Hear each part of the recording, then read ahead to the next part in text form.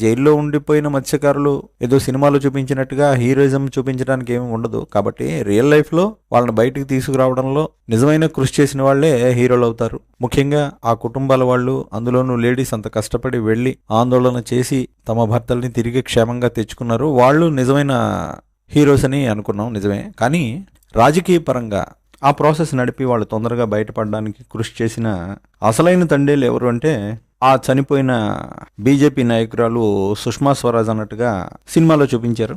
Okay, కేంద్రంలో ఆమె సహకారం అందించిన ఇక్కడ తెలుగు రాష్ట్రం నుంచి విజ్ఞప్తులు చేసి పని ముందుకు కదిలేలా చేసింది వైసీపీ ప్రభుత్వం. కాబట్టి ఆ క్రెడిట్ జగన్ కూడా ఇవ్వాలన్నది వీళ్ళ వాదం.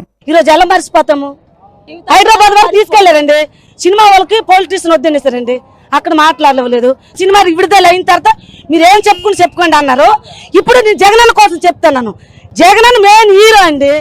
నా ఫ్యామిలీలో 3 దొరికారండి. నా ఇంట్లో నా భర్త, నా పిల్లలు. పాదయాత్రలో, రాజాం పాదయాత్రలో జగనన్న కలిశానండి నేను. మాకు హామీ ఇచ్చారు. మన ప్రభుత్వం రావడానికి 3 మాసాలు ఉంది. మీ మనుషులు మేము తీసుకొస్తాం అనుకుని 15 లక్షలు మాకు మనిషికి 5 లక్షలు లెక్కిస్తే.